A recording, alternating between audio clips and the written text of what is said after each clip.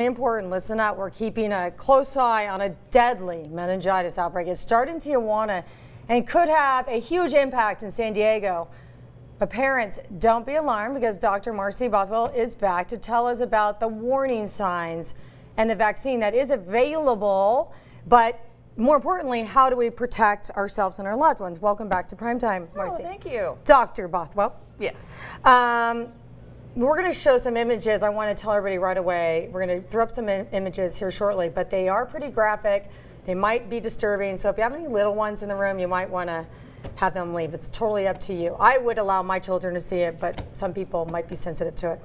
Go ahead and give us an update on this meningitis outbreak. Well, down in Tijuana, there have been 17 recent outbreaks, which is 3 times the normal amount.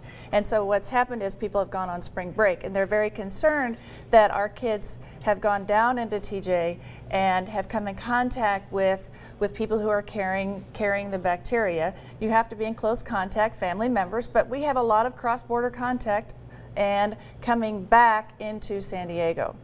And it takes a lot of, it's not a casual contact. You and I sitting here talking, that's not something that I'm going to catch it from you or you're going to catch it from me. But say I borrowed your lipstick, okay? Those kind of contacts, any what kind about of drinking oral off contacts, my straw? Yes, drinking after people. So don't drink after me, Marci. Okay. Go ahead. So that's why the school system is warning kids, you know, just don't trade your lipstick, don't drink after each other. Don't kiss anybody. And don't kiss anybody. Where these really happens a lot is in our college-age students, and so that's where the vaccine has been very, very helpful. Okay. Yeah, but under 11, you can't even get the vaccine. No, yes, you can. Yes, you can. There's vaccines available from age 2 and above. The recommendations are, here's the history of the vaccine.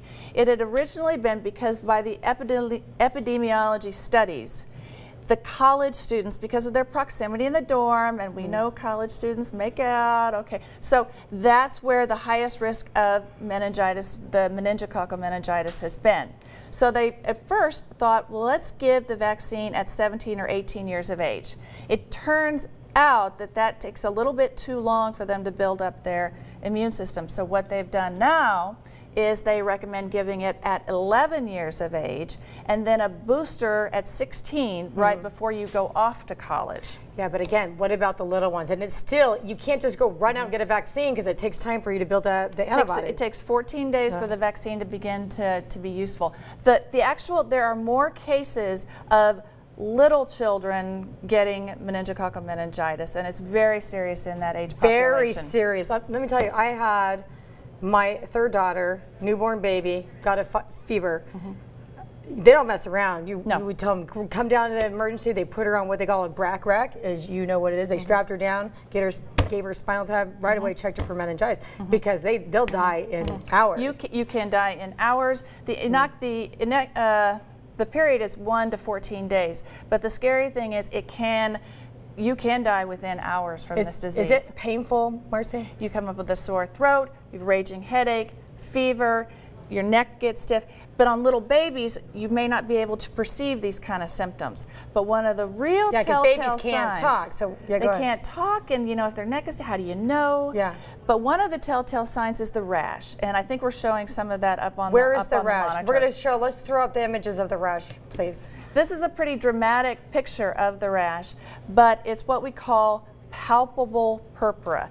They start off with petechiae that you cannot blanch. Those are little red dots, and you can't blanch them, and then they coalesce. You can't blanch them, meaning? You can't, when you push them in like that, the redness doesn't go away. Okay. And then they come up and swell up into like the picture there where you have large coalescent big whelps. Let's pull up the other pictures that she has. Big whelps. That's a baby with a rash? That's a baby with the palpable purpura on the legs. Okay, once the baby has the meningitis that bad, that baby did not live through that.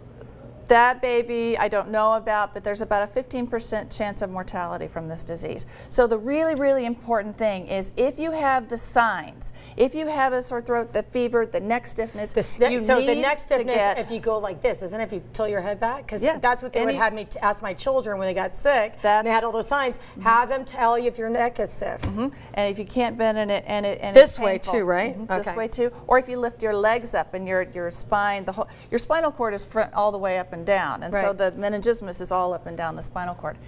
But if you getting antibiotics, all you need is some amoxicillin. I mean, it's a very easy drug, very easy bacteria to beat, but you have to get it quickly because it spreads quickly. Like how many from the time you come in contact with this deadly disease?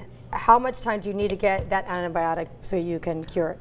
Well, the inoculation, it can be from 1 to 14 days, but when you start getting the actual disease, it starts out usually with a septicemia and then they can go to meningismus. If the septicemia actually is more likely to kill you than the meningismus, which is the brain swelling. But it can happen in just hours or just a few days. So get in to be checked. Let's circle back and explain exactly what meningitis is. Meningitis, there's a lining to your brain. It's a very tough outer core, kind of like, you know, an orange peel on your brain. And what happens is that gets infected and inflamed and stiff and tight, and it doesn't allow your brain to swell. And it's it goes all the way from here all the way down to your back, and then it gets very stiff and tense, and then that's when you can't bend and you'll feel the pain. It's a very tight feeling in your neck. And so then how does it eventually kill you? It eventually kills you because then it goes into the brain cells and you've got all the inflammation. You end up with just severe nerve and brain damage. You can lose, not only can you die from this, you can lose your hearing, you can have permanent brain damage, you can lose your kidneys, there's all sorts of bad stuff. This is a very bad disease to get in contact with. I mean, I tell my kids anyhow, don't share drinks, don't share chapstick, you can get so many things. Now more than ever, don't share. And no lip locking unless it's someone you're already in a relationship with. And get the vaccine. But the problem is the vaccine does not last forever. Has there been autism links to this vaccine, like so many parents are worried about? No, the only thing that we've actually seen is any kind of some local reactions. Severe reactions are extremely rare. If you have a latex allergy, be careful with one of the vaccines. Let me tell you, just protect yourself, protect your kids. This is something you do not mess around with. Thank you, Marci. You're welcome.